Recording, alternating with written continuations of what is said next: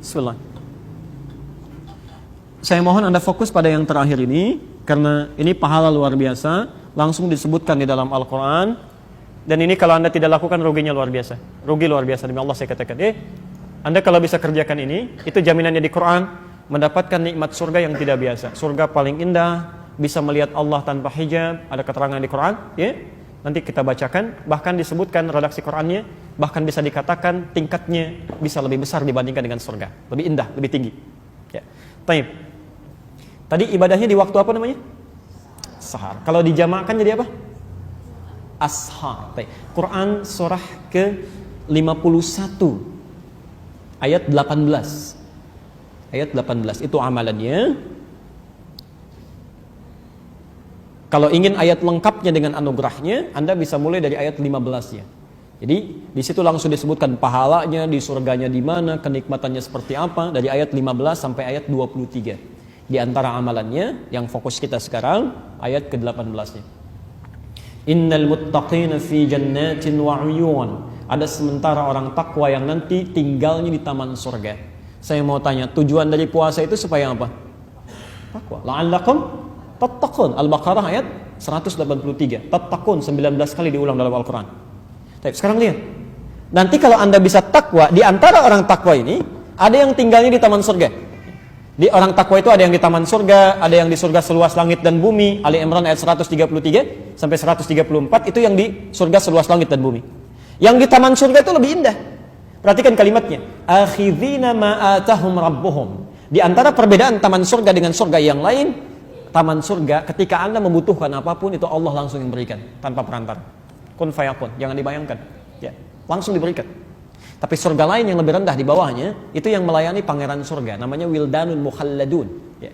Jadi kalau Anda misalnya butuh mau minum sesuatu, maka dia datang. Kalau perempuan pangeran surga, laki-laki bidadari surga. Bi aqwabi wa abariqa wa ka'sim min ma'in. Datang membawakan gelas-gelas yang berkilauan dengan emas yang luar biasa, dihiasi mutiara-mutiara yang berkemilauan. Mala 'ainun ra'at wala udhunun sami'at wala khatara 'ala qalbi bashar.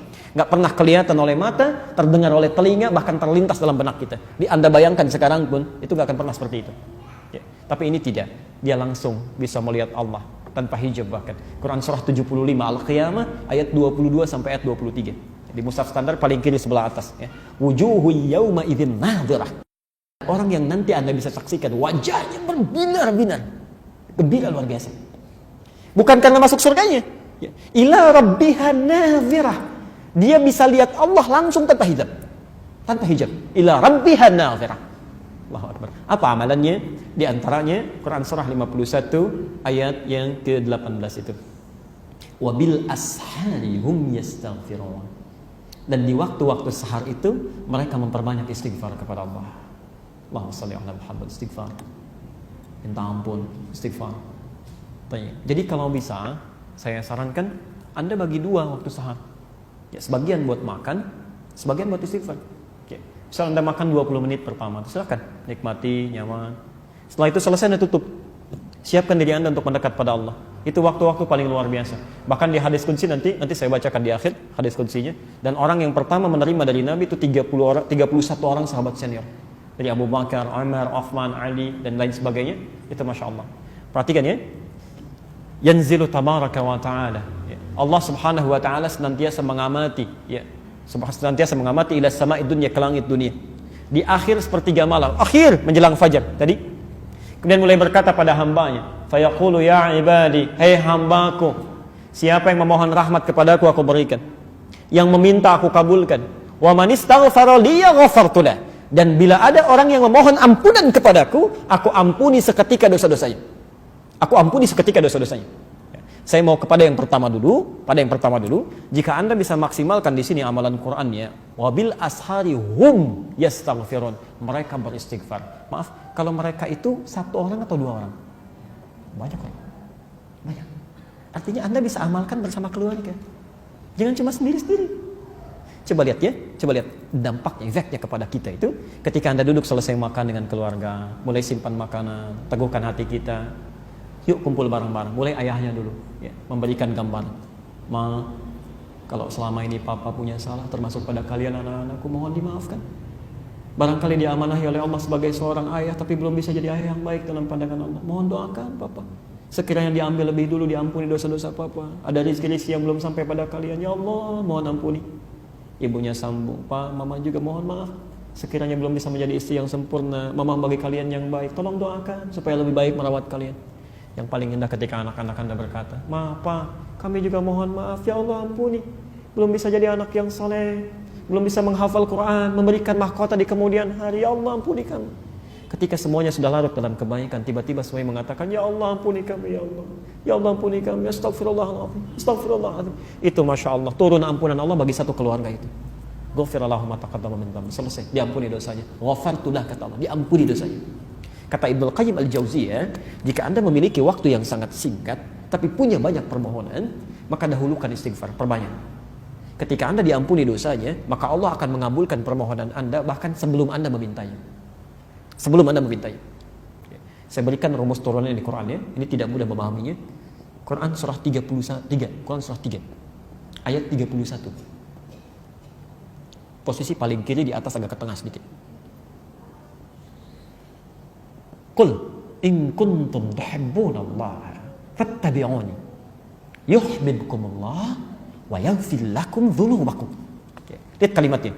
Qul, ya. Allah menyampaikan, katakan Muhammad, in kuntum tuhibbunallaha, jika kalian serius mencintai Allah, ya. Fattabi'uni, buktikan cinta itu dengan mengikuti aku, ikuti Nabi. Ya. Jadi kalau Anda merasa cinta dengan Allah, ikuti Nabi. Ya. Bukan cuma sholatnya saja, ya. Tapi aktivitas kita, bangun, coba bagaimana lihat Nabi bangun tidurnya, makannya seperti apa, jalannya bagaimana, coba kita ikuti pelan-pelan. Kalau Anda bisa lakukan itu, lihat turunannya ya, yuhibbukumullah, Allah akan cintai kita, cinta Allah. Nah, sekarang perhatikan persamaannya. Ya, saya pernah terangkan ini juga dalam kesempatan yang lain. Kalau Allah sudah mencintai seseorang, maka ternyata yang pertama diberikan itu bukan dunia, bukan. Ya. Wa yaghfir lakum dzunubakum, Allah akan ampuni dosanya. Allahu Akbar, ampunan dosa. Jadi kalau Anda dicintai oleh Allah, maka pertama yang dilakukan diampuni dosa itu. Dah, sudah habiskan. Kamu nggak usah punya dosa lagi. Pulang. Ya. Bukankah kalau ada seseorang pernah punya salah pada Anda macam-macam dan minta maaf, yang pertama Anda lakukan kan memaafkan dulu ya. Kalau Anda sudah senang kan Anda bisa berikan apa saja. Masya Allah. Allah ampuni dosanya. Jadi kalau ada yang dicintai Allah, diampuni dosanya. Sekarang lihat sini. Sifat cinta itu selalu memiliki sifat akan selalu memberi bahkan sebelum diminta. Coba perhatikan, ketika anak Anda lahir, saking cintanya padahal dia nggak minta, pakaian dibelikan yang paling bagus, ada mainan yang paling bagus, bahkan nggak pengen Anda belikan juga, ya. Saking cintanya tuh. Ya. Bukankah setelah dewasa Anda tunggu sampai minta? Kadang-kadang belum dikasih juga. Ya. Jadi ketika semakin tinggi tingkat cinta, dia akan memberikan bahkan sampai tidak pernah dimintakan sebelumnya. Jelas sampai sini? Nah, jadi lihat persamaannya. Cinta Allah menghadirkan ampunan. Maka kata para ulama, orang yang persamaan terbaliknya, orang yang sering memohon ampunan kepada Allah, maka lebih cepat mendapatkan cinta dari Allah Subhanahu wa taala.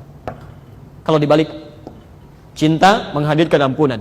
Berarti orang yang semakin lama, semakin sering minta ampun, semakin cepat mendapatkan cinta Allah Subhanahu wa taala.